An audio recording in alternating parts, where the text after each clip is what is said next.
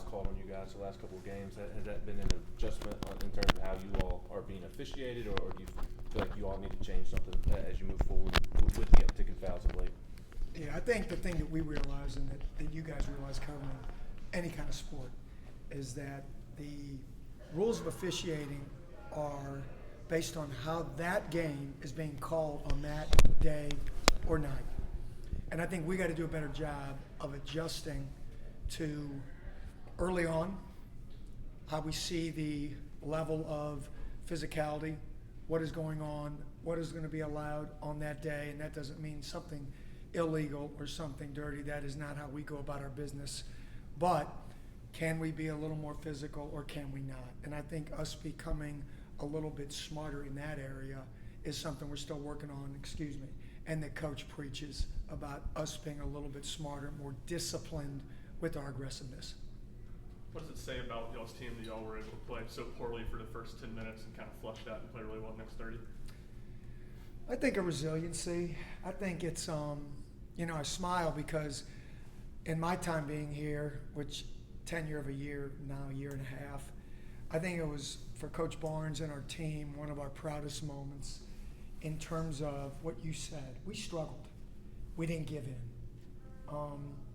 The thing about what I've exhibited over the years of championship or high-level quality teams is they hang in there, they're persistent, they're resistant. They don't give in, especially defensively and on the backboard, until they find their rhythm on offense. Then all of a sudden it looks wonderful, right? Everybody said, man, you guys played great in the second half.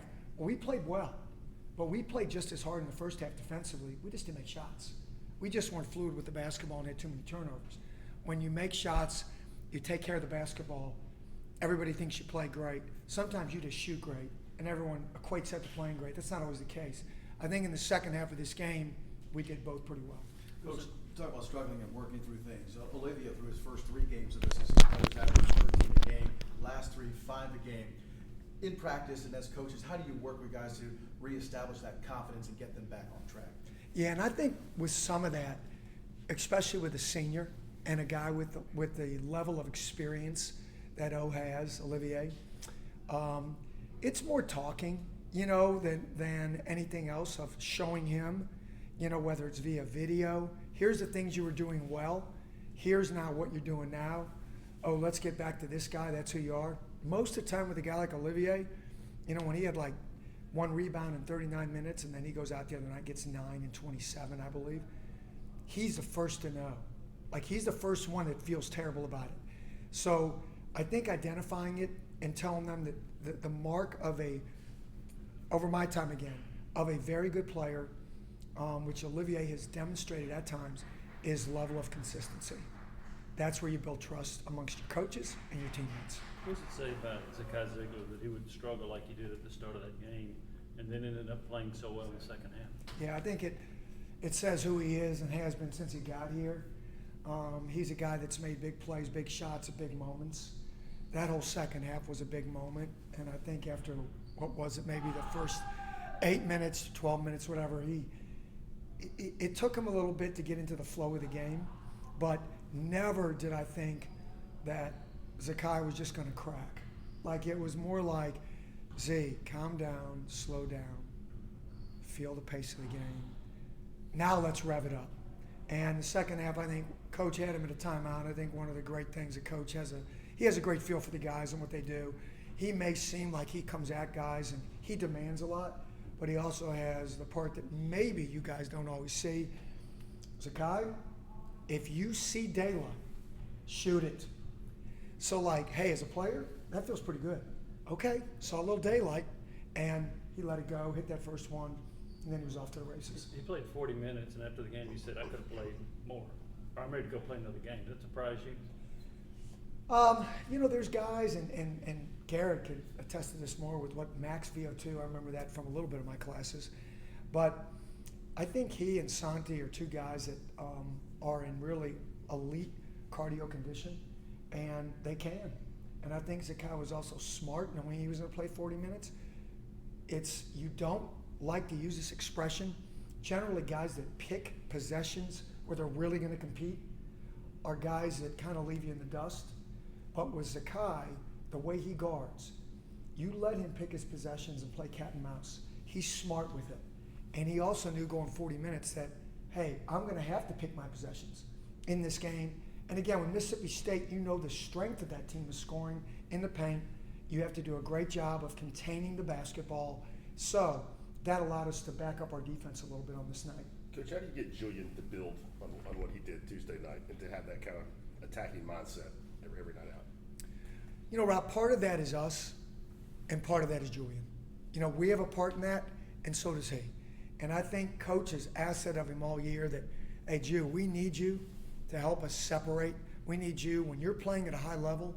The one thing that he has done, and I'm really proud of him, is he goes to the offensive glass, man. And we talked about that earlier in the year from the wing position. You're going to be able to run to the glass. Of all the things, like, hey, the great move off, you know, coming from left to right. If you guys remember in the second half across the bench, that's a big time play. It works on any level. But the thing that was most impressive was Julian continuing to go to the backboard. You think about how they kept us in the game at some tough times. So how do we keep him doing that, Rob? I think it's just talking to him. We talked about it, you know, yesterday. He came walking through the office, and you know, we talked a little bit. And I think our coaches do a great job of saying, "Hey, Ju, you know, we need you to play at a high level. We need you to be aggressive, right? We need you to take open shots." Then our team's responsibility is to go retrieve it. So relax, do your thing. What's it been like, I guess, with Freddie here for a week, and kind of what's the plan of getting him involved today? Yeah, you know, I think with Freddie, it's, you know, he'll join our scout team. It's great to have him here. I know football has done this for years, like, right, bringing guys in January and redshirting them and letting them learn the system. And more than that, him just understanding the level of intensity, what the responsibilities are to be a Tennessee Vol. I don't mean that in a corny way, but I mean it in a proud way.